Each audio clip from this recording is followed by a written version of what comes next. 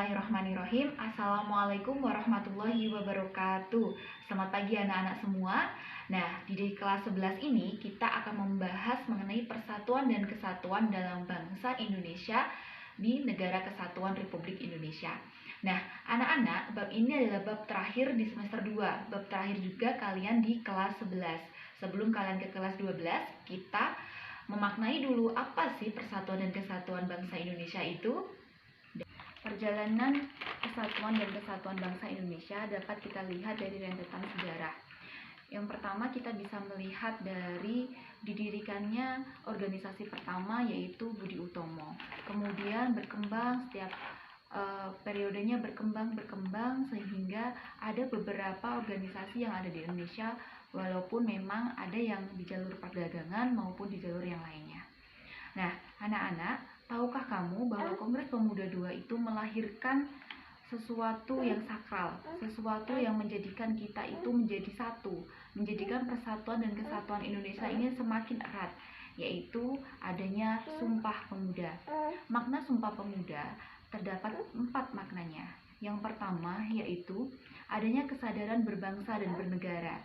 Yang kedua, adanya pemersatu bangsa, yaitu bahasa Indonesia.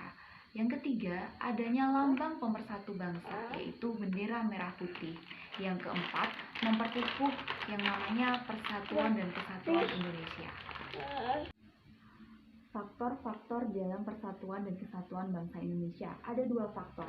Yang akan kita bahas terlebih dahulu adalah faktor pendorong terbentuknya persatuan dan kesatuan bangsa Indonesia. Nah, faktor pembentuk persatuan dan kesatuan bangsa Indonesia ditandai adanya Pancasila sebagai dasar negara. Jelas kita tahu bahwa Pancasila adalah dasar negara, dasar dalam menyelenggarakan pemerintahan negara. Yang kedua adanya Sumpah Pemuda. Kita sudah memaknai tadi bahwa ada 4 makna dalam Sumpah Pemuda.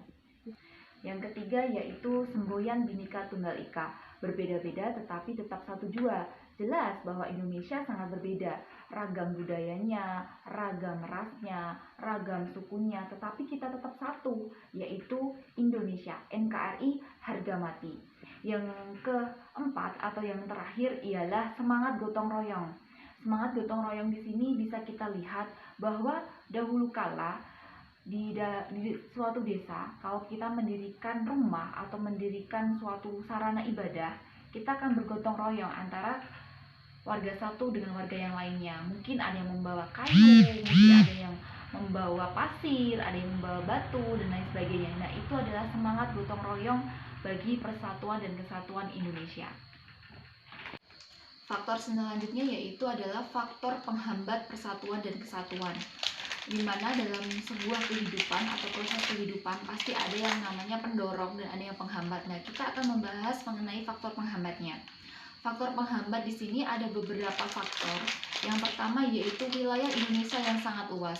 Wilayah Indonesia sangat luas ini sudah ditandai dengan adanya ribuan pulau-pulau yang ada di Indonesia, dari Sabang sampai Merauke, bahwa negara kita wilayahnya tidak daratan semuanya, tidak bersatu semuanya, melainkan disekat-sekat oleh perairan atau laut.